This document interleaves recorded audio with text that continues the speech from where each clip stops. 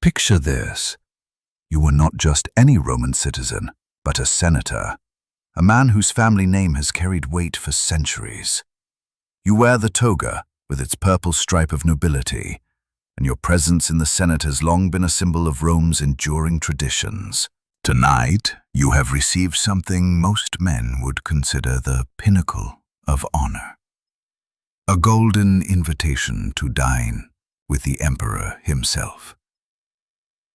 Yet, as you ascend the marble steps of the Palatine Hill, pride is not what fills your chest. Instead, a gnawing dread twists inside you. The night air clings heavy with incense, meant to smell of divinity and power, but it fails to mask something else, a suffocating fear that hangs over the palace like a funeral shroud. The guards stationed at the entrance avoid your eyes. Their silence is more eloquent than words. They know what you are walking into, and their refusal to meet your gaze tells you everything. In this palace, survival is never guaranteed. Inside, the great hall gleams with excess. Columns of polished marble stretch to the vaulted ceiling, and golden lamps cast a warm glow across the room. Rome's elite have gathered here, senators in crisp white tunics, their jeweled wives stiff with unease, wealthy merchants eager but silent, hardened generals who would rather face a battlefield than this dinner. Conversations die quickly, replaced by the hollow quiet of people holding their breath. Then it comes. The sound that freezes the blood in your veins, footsteps echoing down the corridor, accompanied by a manic laughter that doesn't belong in a place of power, but in the back alleys of madness. The laughter grows closer, filling the space before the man himself appears. Emperor Caligula enters. He wears silk that shimmers like liquid gold, each movement sending ripples of light across the hall. His eyes shine with an intensity that is neither joy nor sanity, but something predatory, as if every soul before him is prey. He pauses, savoring the fear, then claps his hands together with theatrical delight. "My dear friends," he declares, his voice booming against the marble walls, "tonight we shall discover who among you truly loves your emperor. Tonight we shall see just how far you will go to prove your loyalty." It is not a toast. It is a threat, wrapped in velvet words. You feel the blood drain from your face. You glance at the others, senators, commanders, noble women, and all share the same terror. They know what history does not often say aloud. This palace has ceased to be a place of governance. It is now the stage for an emperor's darkest appetites. What follows will shatter every boundary of Roman decency. The marble halls of Rome, once sanctuaries of law and tradition, would become theaters of humiliation and pain. This is the story of how one man's madness corrupted an empire, how absolute power became absolute corruption, and how fear itself became Rome's most powerful ruler before the world came to know him as Caligula. The mad emperor. He was born Gaius Julius Caesar Augustus Germanicus in the year 12 CE. He was the son of Germanicus, one of Rome's most beloved generals, a man whose victories in Germania had stirred patriotic pride across the empire. His mother, Agrippina the Elder, was the granddaughter of Augustus himself.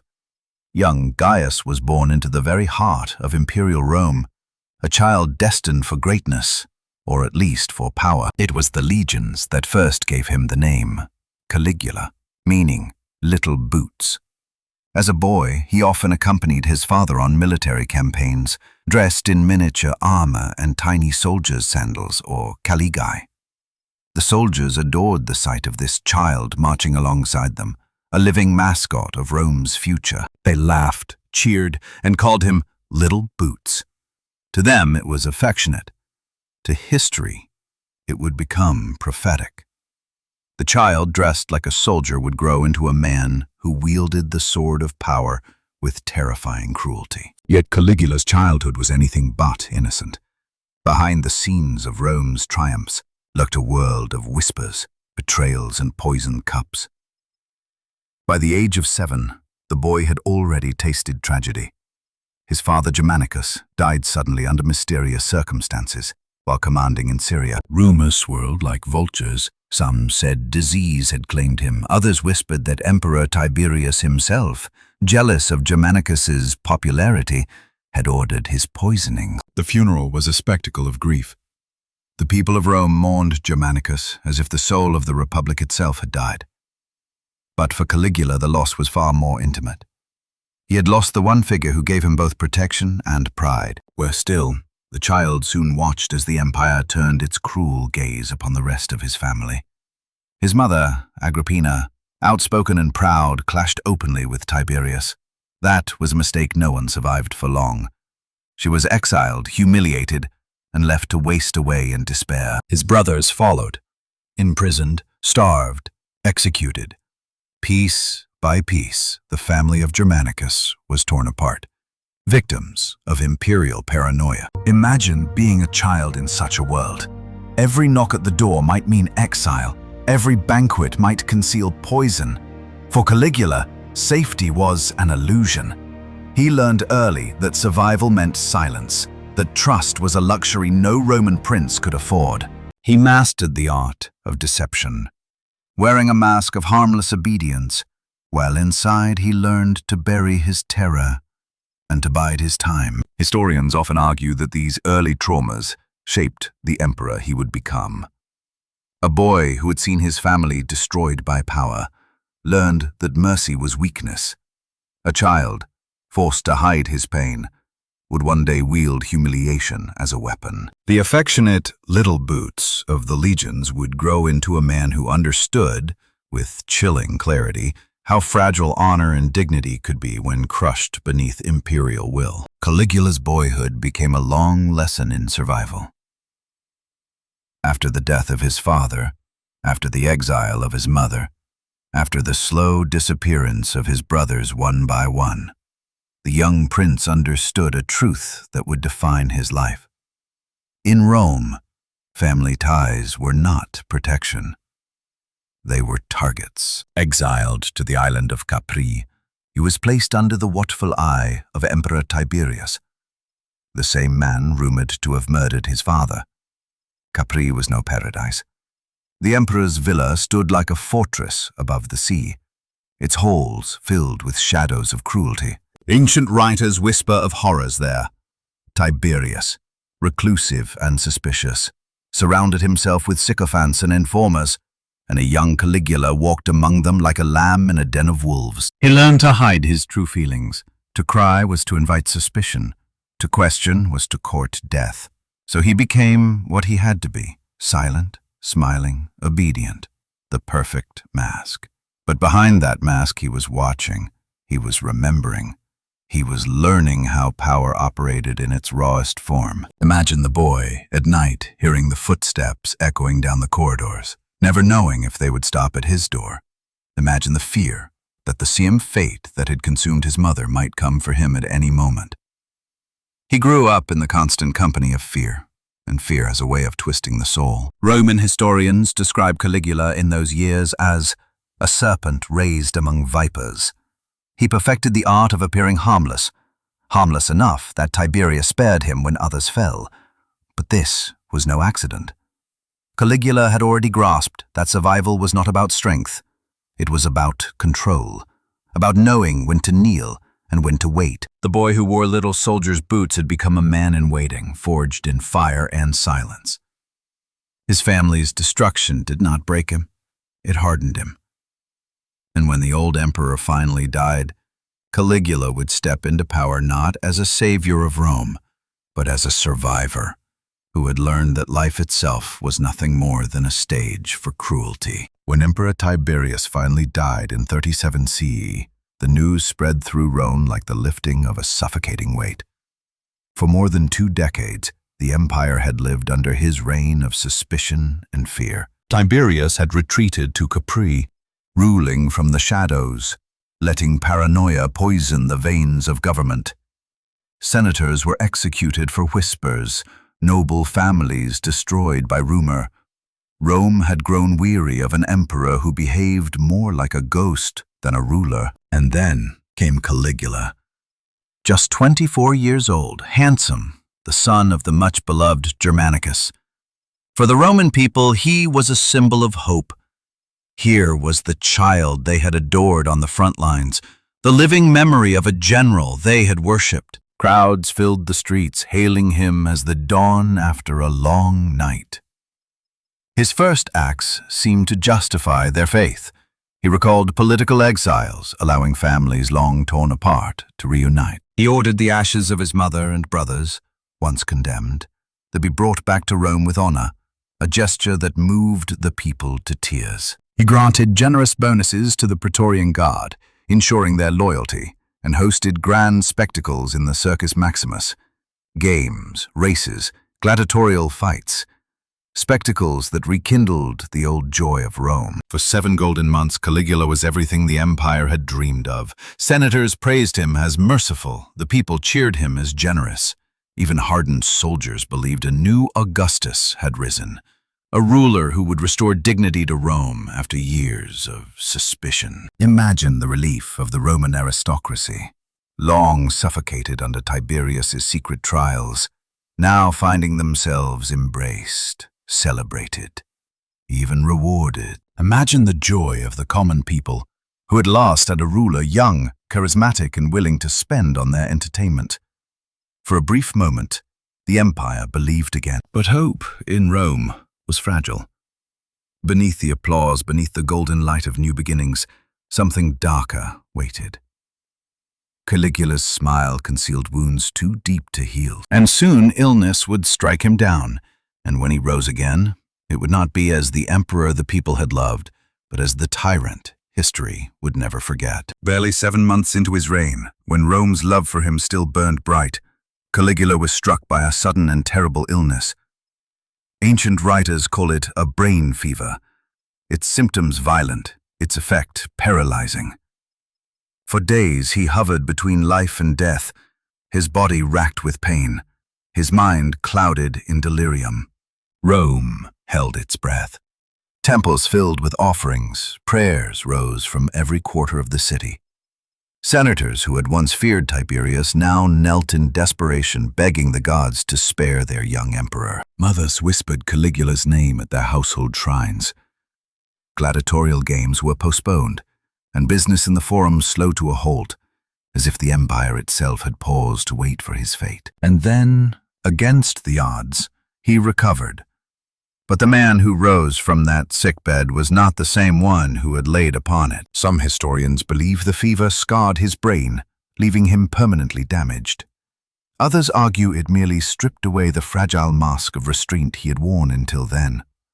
Whatever the cause, those closest to him noticed the transformation at once. The boyish charm, the political wisdom that had seemed beyond his years, all vanished.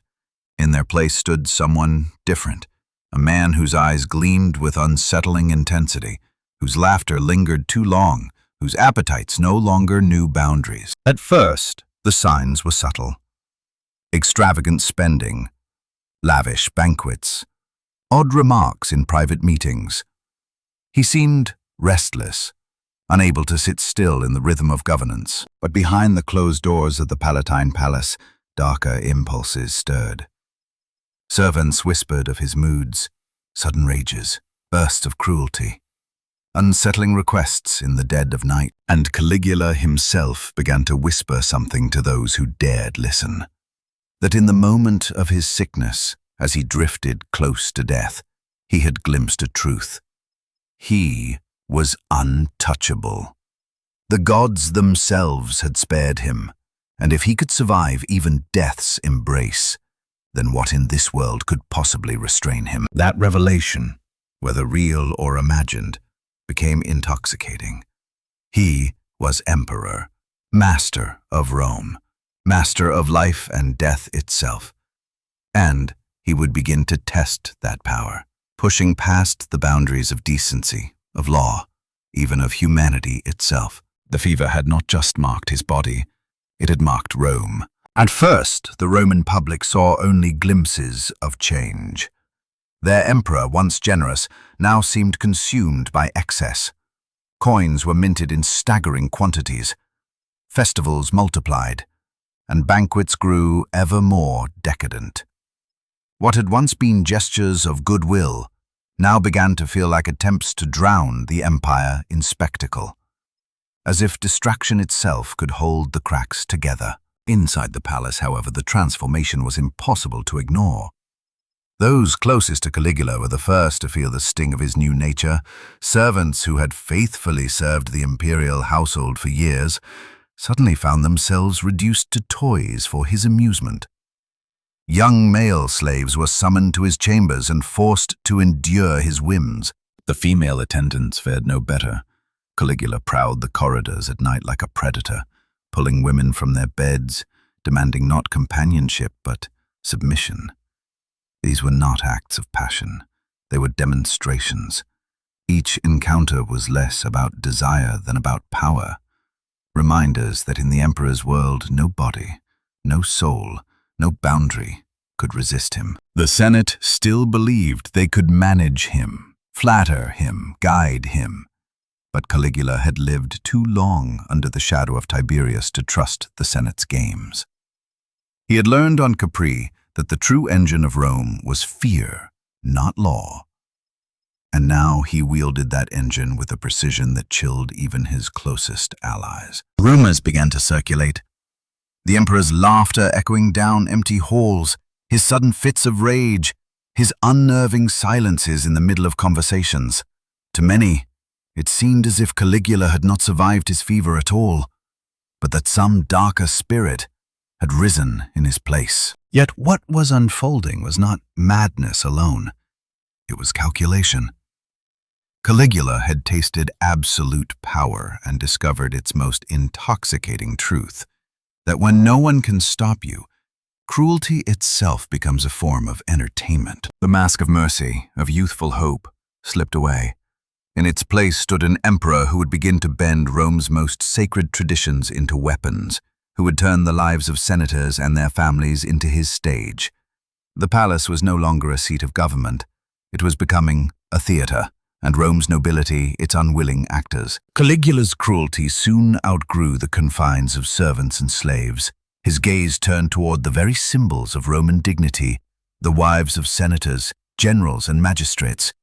These women, raised in the rigid codes of aristocratic honor, were never meant to be touched by scandal. Their virtue was their family's pride, their chastity a currency of power. To defile them was to defile the empire itself. Caligula understood this perfectly, and that is why he chose them. Under the pretense of private audiences, he summoned noblewomen into his chambers. Ostensibly, these meetings were to discuss their husbands' careers or family matters. But once inside, they found themselves cornered. To refuse the emperor was not simply to risk offense. It was to sign a death sentence, not only for themselves, but for their husbands, their children, their entire bloodline. Some accounts describe chilling scenes. A senator's wife forced to strip before the emperor, trembling as her husband stood powerless nearby. Another compelled to perform humiliating acts while Caligula laughed and asked her husband's opinion of her performance. The cruelty was not only physical, it was psychological, calculated to break the spirit of Rome's proudest families. For Caligula, sex was never just gratification. It was a weapon, sharper than any blade. By corrupting the women of the nobility, he shattered the moral codes that held Roman society together. He made senators complicit in their own humiliation, reducing them from lawmakers to silent spectators of their families' degradation. The impact was devastating. Marriages collapsed under the weight of shame. Children grew up in households poisoned by humiliation.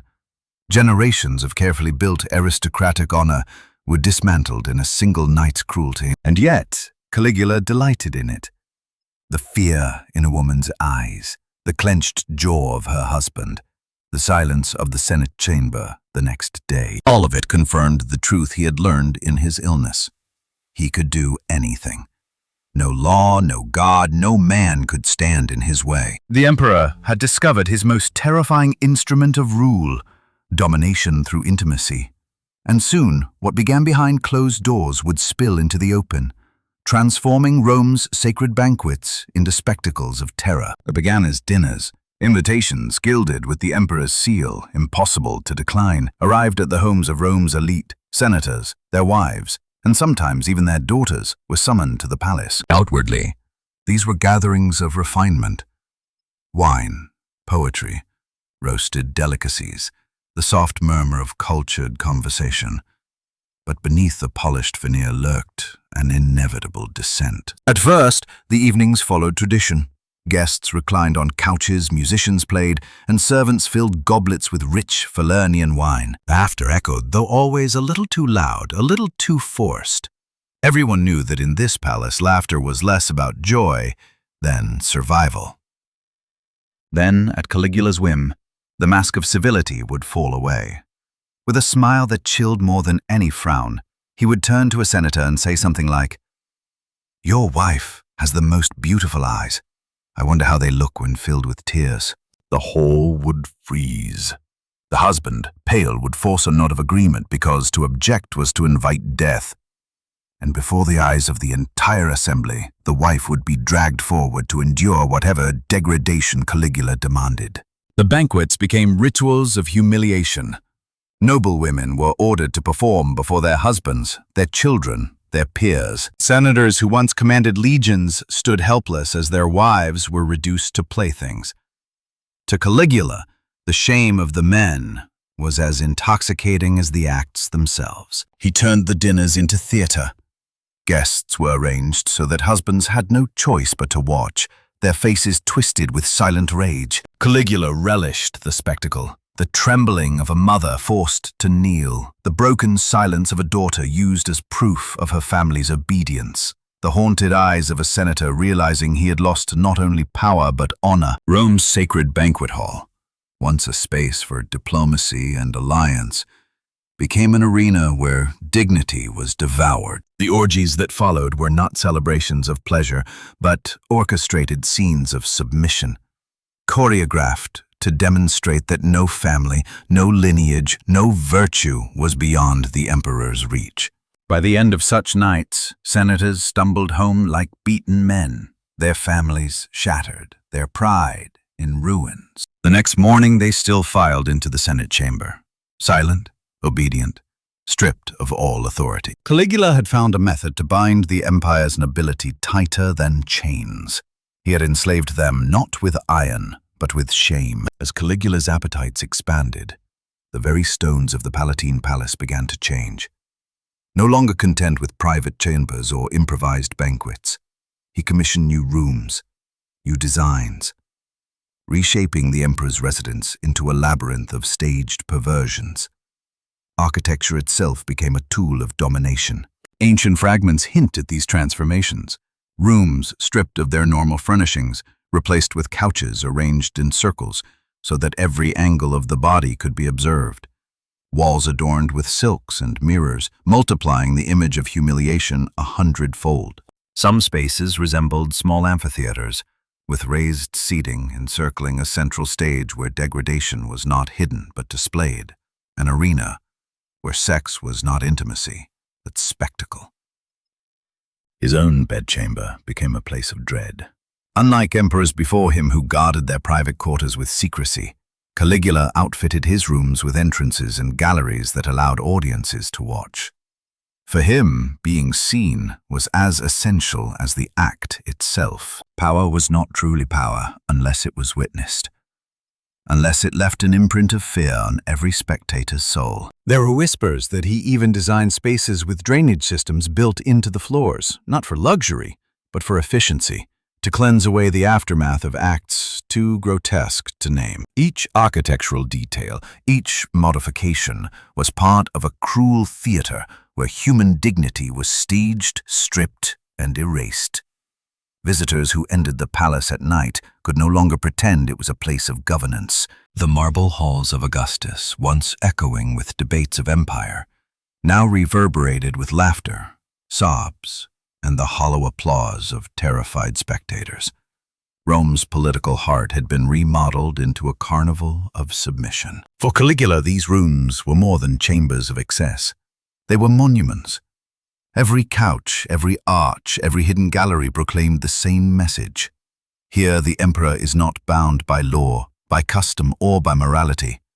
Here only his will exists, and as the palace walls closed in, Rome itself seemed to shrink. Its proud traditions compressed into the narrow corridors of one man's madness. What began as private corruption soon hardened into institution. Caligula did not simply abuse Rome's noble families in secret. He made their degradation a fixture of his palace, a grotesque parody of commerce. Within the imperial walls, he created what can only be described as a brothel, and its staff were not slaves or courtesans, but the wives and daughters of Rome's ruling class. To be chosen was no honor. It was humiliation, weaponized as policy.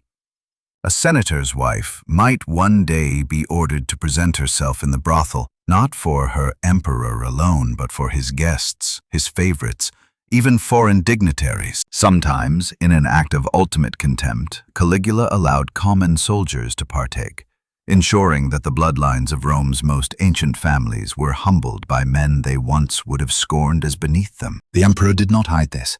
He reveled in it. He strolled through the chambers like a theater director, offering commentary, directing acts, laughing at tears.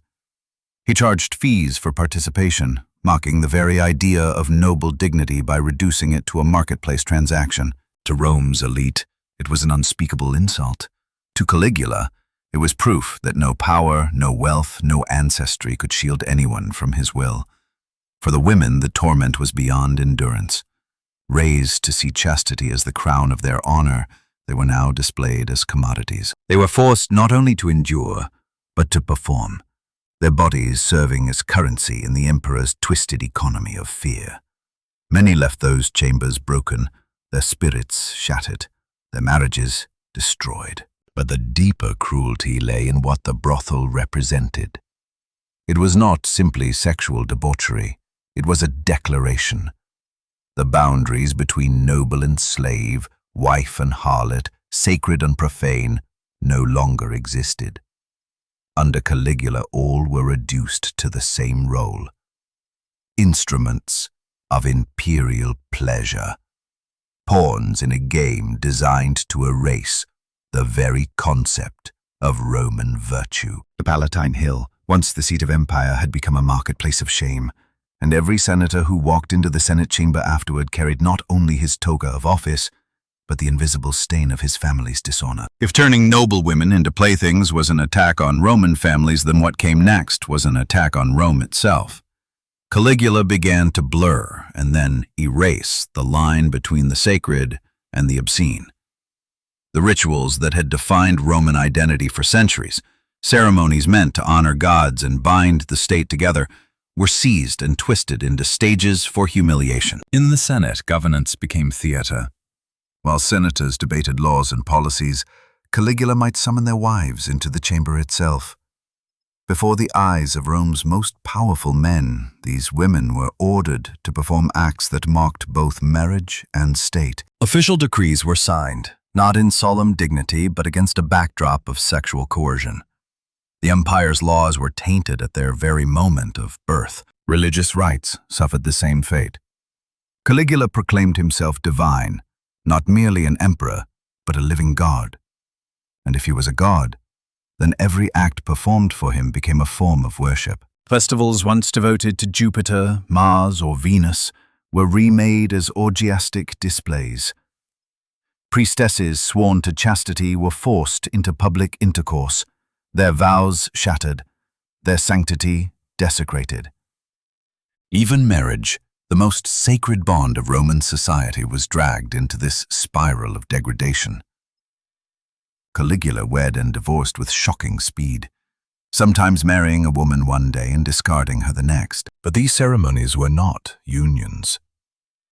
They were exhibitions. On at least one occasion, he consummated a marriage in full view of the guests, forcing the bride's family to watch as their daughter became another pawn in his spectacle of power. To ordinary Romans, these acts were not just scandalous, they were terrifying. Rome's strength had always been tied to its traditions, its rituals, its belief that the gods watched over the city in exchange for reverence.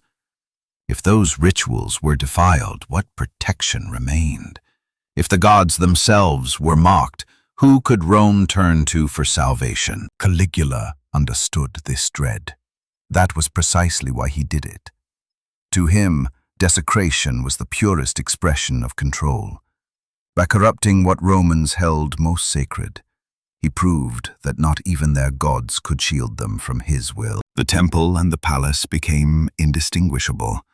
Worship was replaced by submission, and the empire, once proud of its piety, trembled at the laughter of a man who had crowned himself both emperor and deity, and demanded that every act of degradation be offered as sacrifice to his divinity. By now, humiliation had become more than Caligula's pastime. It had become Rome's economy.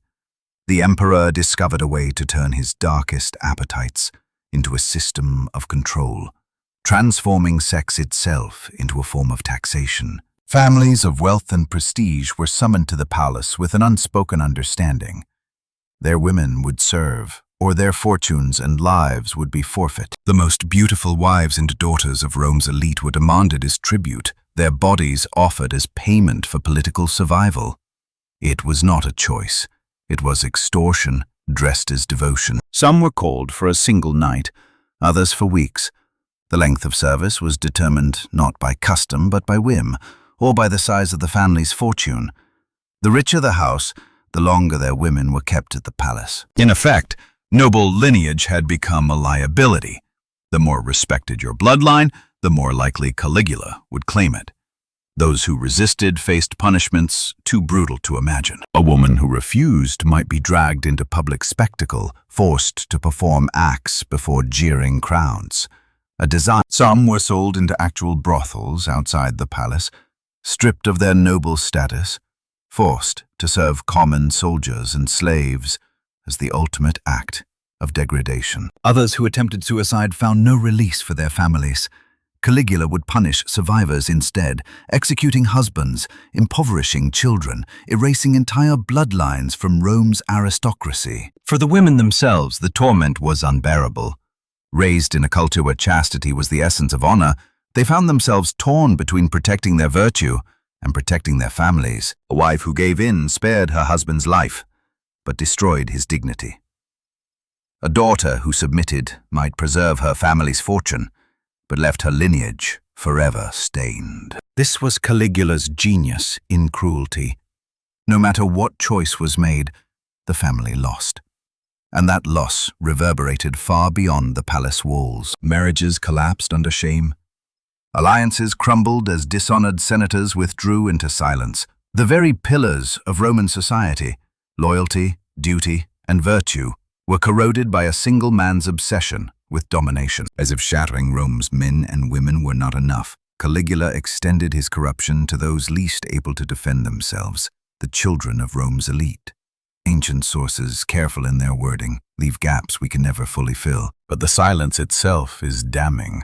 It tells us what Roman writers dared not put plainly, that even the innocence of childhood was not spared. Some were made to participate themselves, their innocence broken in ways that would never heal. The effect was devastating. A Roman child raised to honor the gods, to respect the authority of family, now learned that nothing was sacred, nothing untouchable. Power was not justice, it was cruelty. Authority was not guidance, it was violation. Some of these children grew up shattered, unable to form trust, their understanding of love forever warped by memories of the palace. Others became mirrors of what they had endured, carrying forward cycles of abuse when they rose into positions of power. In either case, Caligula had achieved something chilling. He ensured that his corruption would outlive him. For Rome, children were not just individuals. They were the heirs of its future. They were meant to inherit the empire's traditions, its values, its greatness. By tainting them, Caligula poisoned not only the present, but the generations to come. He planted seeds of fear and dysfunction into the very heart of Rome's ruling class. Imagine the boy who had once watched his mother tremble under the emperor's gaze, now grown into a senator. How could he argue for honor when his first lessons in power had been humiliation? Imagine the girl, forced to endure or witness, now married into another noble house. How could she carry the Roman ideal of virtue when her youth had been spent as currency in a tyrant's games? Caligula understood this well. In destroying children, he was not just breaking families. He was breaking Rome's future. And in this, perhaps more than in any other crime, lies the true depth of his legacy. An emperor who turned innocence into ash, ensuring that the shadow of his reign stretched far beyond his death. By now, Caligula no longer wished to be seen merely as emperor. He demanded to be worshipped as a living god, and in his hands, religion itself became another instrument of corruption, reshaped into rituals of humiliation and control. Temples were raised in his honor, not to Jupiter or Mars, but to Gaius Caesar, the divine Caligula. Statues of himself were placed alongside those of Rome's most ancient deities. For Caligula, there was no god above him. He was God. In one chilling act of arrogance, he even ordered a statue of himself erected inside the Temple of Jerusalem, a decision that nearly provoked open rebellion. Senators' wives were told their degradation was not disgrace, but service to divinity. Children, forced into ceremonies, were told they were being initiated into mysteries. In this way, blasphemy wore the mask of holiness. And it spread. Provincial governors, desperate to prove loyalty, imitated him. In far-off corners of the empire, officials staged their own perversions in the emperor's name. Reports flowed back to Rome of cult-like gatherings where sexual humiliation was celebrated as worship of Caligula's divinity. The empire itself had become infected by his example. The cult was more than delusion, it was strategy. By forcing Romans to bow not just politically but spiritually, Caligula cut the last threads of resistance. A man might endure the emperor's cruelty in silence, but how could he object when that cruelty was cloaked in the robes of religion? To resist was not only treason, it was sacrilege. For ordinary Romans, the horror was doubled. Not only had their emperor desecrated their traditions, he had inverted their faith. The gods who had once protected Rome now seemed powerless, replaced by a madman who demanded their worship through acts of humiliation. In turning himself into a god, Caligula had removed the final boundary. Law, custom, morality, all had already been broken. Now even heaven itself was conquered. Nothing on earth or beyond it could restrain him. By 40 CE, even Rome's most jaded elites had reached their breaking point. Caligula's spectacles had grown ever more grotesque. Feasts that dissolved into orgies lasting for days. Ceremonies that mocked both gods and laws. Humiliations staged on a scale that left even hardened senators trembling. He had begun to whisper of his greatest ambition yet, to make his sexual rituals the official religion of Rome, binding the entire empire in worship of his perverse divinity. It was this threat, more than any single act, that convinced his enemies the madness had to end. The Praetorian Guard, once his protectors, turned against him. On January 24th, 41 CE, in the underground passages of his own palace, blades found him. The laughter that had haunted Rome fell silent, but death did not erase the horrors he left behind. Within the palace walls, evidence remained. Chambers designed for spectacle, murals depicting acts of degradation, records kept for blackmail. Much of it was destroyed, not to honor Caligula, but to protect the families who had been his victims. Senators, desperate to preserve their dignity, erased details from the record, cloaking atrocities in vague language that could not stain their bloodlines further. And so, silence became part of the legacy. Wives who had been humiliated could not speak without destroying their households. Yet the scars endured. families broken by shame, marriages beyond repair, children who grew into leaders marked by the horrors they had seen. Caligula's reign lasted less than 4 years, but its shadow stretched for generations. Even today, when tourists walk the ruins of the Palatine Hill, marveling at marble floors and fragments of grandeur, the stones themselves hold memories. Beneath the dust and silence are echoes of terror. The senator's wife, who chose death over another night. The boy, who saw his mother broken. The priestess, forced to betray her vows in public shame. Caligula's legacy is not statues or monuments. It is the reminder of how absolute power can corrode not just laws or governments, but souls. His palace became a theater where humanity itself was stripped away, and in doing so, he created a template that tyrants across history would imitate. The use of fear, humiliation, and sexual domination as tools of rule. The emperor who crowned himself a god left behind no hymns, no glory, no divine worship. Only ruins, only scars, only the eternal warning that civilization, no matter how grand, can be devoured from within when one man decides that nothing is sacred.